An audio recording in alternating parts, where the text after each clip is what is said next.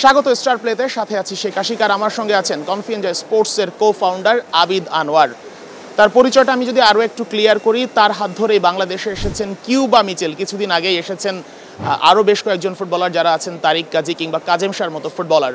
তো আবিদ আনোয়ার ভাইয়ের কাছে অনেক গুরুত্বপূর্ণ তথ্য আছে, বিশেষ করে নিকট ভবিষ্যতে কারা বাংলাদেশে আসছেন, বিশেষ করে আমি যদি বলি ফারহান আলী ওয়াহিদ কিংবা জায়ান হাকিম, তাদের আপডেটগুলো কি, তাদেরকে বাংলাদেশে আসা সম্ভব হচ্ছে কিনা, তাদেরকে আনা যাবে কিনা বাংলাদেশে, কিংবা কোন প্রক্রিয়ার মাধ্যমে তাদেরকে বাংলাদেশে আনা হবে, সব বিষয় জানবো আবিদ আনোয়ার ভাইয়ের কাছে। এখন যদি স্পেশালি বলি যে আমি জায়ান হাকিমকে নিয়ে ভক্তদের খুব বেশি আগ্রহ, জায়ান হাকিমের টোটাল আপডেটটা যদি আমাদেরকে দিতেন যে কতদিনের মধ্যে তাকে পাওয়া যাওয়া সম্ভব এবং কোন প্রক্রিয়ায় পাওয়া যাওয়া সম্ভব। আচ্ছা, এটা স্পেসিফিক একটা টাইমলাইন নিয়ে বলাটা খুবই ডিফিকাল্ট, কারণ ধরেন এটা পুরোটা এটা ব্যুরোক্রেটিক প্রসেস, এবং ব্যুরোক্রেটিক প্রসেসের মধ্যে আপনি বলতে পারবেন না যে আজকে বা কালকে বা 1 মাস পর বা 2 মাস পর। তো এটা আলটিমেটলি কাগজ সম্পূর্ণ বের না হওয়া পর্যন্ত আসলে বলা সম্ভব না যে এক্স্যাক্টলি এই ডেডলাইনে তাকে পাওয়া পসিবল। তো আমরা আশা করতেছি খুব দ্রুততম সময়ের মধ্যেই পাবো, কিন্তু সমস্যা হয়ে যাচ্ছে জায়ান হাকিম খুবই রিসেন্টলি বাবা হয়েছে, প্লাস ওখানে একটা একাডেমিতে কোচিং করে, তার একটা UEFA বি লাইসেন্স কোর্স করা আছে, কোচিং ব্যাচও আছে UEFA বি। সেই সাথে সে কিন্তু সেভেন্টারে একটা ক্লাবে সে খেলতেছে রেগুলার, এবং সে রেগুলার পারফর্মও করতেছে। তো তার জন্য একটু সময়টা দেওয়াটা, প্লাস একটা কমিটমেন্ট দেওয়াটা এই মুহূর্তের জন্য একটু সমস্যা হয়ে যাচ্ছে। প্লাস ওর মাও ওইভাবে সময় দিতে পারতেছে না আমাদেরকে, মানে পাসপোর্ট রিলেটেড কাজগুলোর জন্য। তো আশা করতেছি ওরা একটা টাইম আমাদের দিবে কিছুদিনের জন্য, যাতে আমরা খুব দ্রুত পাসপোর্টের ডকুমেন্ট রিলেটেড কাজগুলো আমরা করে ফেলতে পারি। জায়ানের আসলে বাংলাদেশে আসার ব্যাপারে আগ্রহ কত, এটা সবচেয়ে গুরুত্বপূর্ণ। সে কেমন আগ্রহ দেখিয়েছে এখন পর্যন্ত? হ্যাঁ, মানে হামজা আসার পরে কিন্তু প্রবাসী বাংলাদেশি যারা আছে তারা কিন্তু অনেক বেশি আগ্রহী, যার প্রতিফলন আমরা দেখেছি 30শে জুনের ট্রায়ালে। তো হামজার পাশাপাশি এখন আসলে অনেকেই আগ্রহী, এবং তারা নিজে থেকে আমাদের সাথে যোগাযোগ করতেছে। এবং জায়ান খুব বেশি আগ্রহী দেখেই তার ব্যাপারে বাফুফের সম্মানিত senior vice president Imrul Hasan সাহেব তিনি কাজ শুরু করেছেন, এবং আশা করি আমরা আগামী 2-3 মাসের মধ্যে আমরা ভালো একটা আপডেট দিতে পারবো। আমরা যদি সমিত সোমের কথা বলি, তিনি প্রথম বাংলাদেশি যিনি অন্য কোনো দেশের জাতীয় দলে খেলার পরে বাংলাদেশের হয়ে খেলেছেন। জায়ান হাকিমের ব্যাপারটা কি কিছুটা এমন? হ্যাঁ, জায়ান হাকিমের ব্যাপারটাও কিছুটা এরকম। সে এর আগে আরেকটি জাতীয় দলের হয়ে এন্টিগা এন্ড বারবুডার হয়ে খেলেছে। তো হ্যাঁ, কাইন্ড অফ সেম। এটা কোনো প্রবলেম হবে কিনা যেহেতু অন্য দেশের হয়ে খেলেছে? আচ্ছা, এটা আমরা এখনও ওই মানে রেগুলেশনসের ডিসপুটগুলো এগুলো আমরা এখনও অ্যানালাইজ করি নাই বা ইভ্যালুয়েটও করি নাই। তো আমরা চাচ্ছি যে আগে বাংলাদেশি পাসপোর্টটা হোক, এরপর আমরা রেগুলেশনস বা রেগুলেটরি রুল বুকস কী বলতেছে এগুলো আমরা শেখের পরে দেখবো। আমরা জায়ানের সাথে আসলে বাংলাদেশের কানেকশনটা কোথায়, যেটা সবচেয়ে গুরুত্বপূর্ণ? জায়ান হাকিমের সাথে ওর বাংলাদেশের কানেকশন ওর নানার সূত্রে। ওর নানার জন্ম হয়েছে নোয়াখালীতে, বাট তখন বাংলাদেশ ছিল না, তখন এটা পাকিস্তান ছিল। তো এগুলো নিয়ে একটু মানে কাগজপত্র দালিলিক কিছু জটিলতা আছে।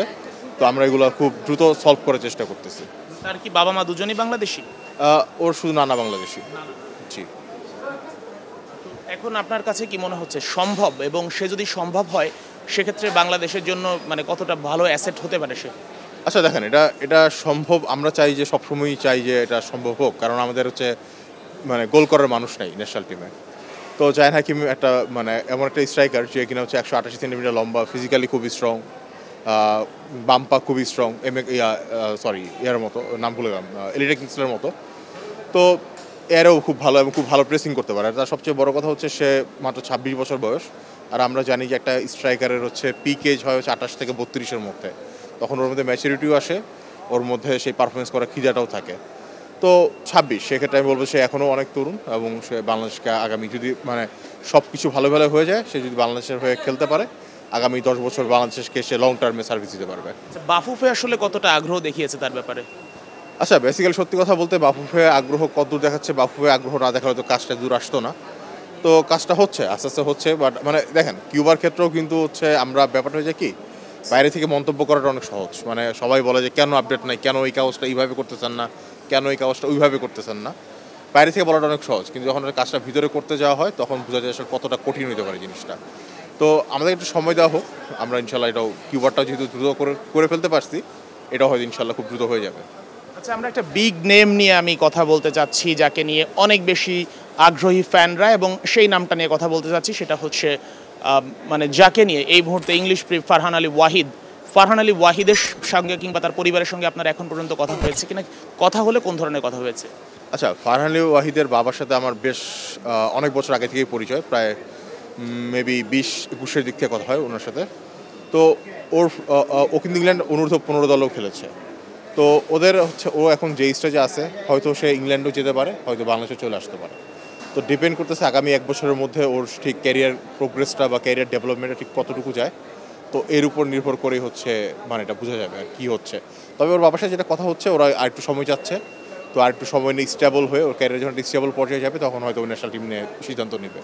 ফারহানের সাথে কি আপনার ডিরেক্টলি কথা হয়েছে কিনা? যেহেতু হচ্ছে আমরা যখন ওকে খুঁজে বের করি তখন ও মাইনর ছিল, তো আমরা নর্মালি হচ্ছে চেষ্টা করি যে ফিফার মাইনর রুলসটা মেনে চলতে, সেই কারণে ওকে কখনোই আমরা ডিস্টার্ব করি নাই। সবসময় আমরা ওর বাবা মার সাথে কথা বলার চেষ্টা করতাম। বাবা মা কি বলে, মানে ওর মনোভাব এখন কেমন, এটা নিয়ে কি বলে? তারা বাংলাদেশের খেলার সম্ভাবনা উড়িয়ে দিচ্ছে না, আবার হচ্ছে মানে একদম সিওরিটি দিচ্ছে না যে আমি কালকে বাংলাদেশে এসে খেলা শুরু করব, এরকম না। মানে বিষয়টা এখনও মাঝামাঝি। তো ওরা চাচ্ছে যে ওর ক্যারিয়ারটা ইংল্যান্ডে একটু স্টেবল হোক, স্টেবল হওয়ার পরে হচ্ছে ওরা ন্যাশনাল টিমের ডিসিশন নেবে যে কোন দিকে যাবে ওরা। আপনি আসলে কতটা আত্মবিশ্বাসী তাকে বাংলাদেশের জার্সিতে পাওয়ার ব্যাপারে? আচ্ছা, ওর যে খেলার ধরন বা ওর যে প্লেয়িং স্টাইল, ও যদি আগামী 1 বছরের মধ্যে এত বেশি প্রোগ্রেস করে ফেলে যেটা কিনা ওকে ইংল্যান্ড আন্ডার 21 বা 23 বা এর কাছাকাছি নিয়ে যায়, সেক্ষেত্রে আমাদের জন্য খুবই টাফ হয়ে যাবে।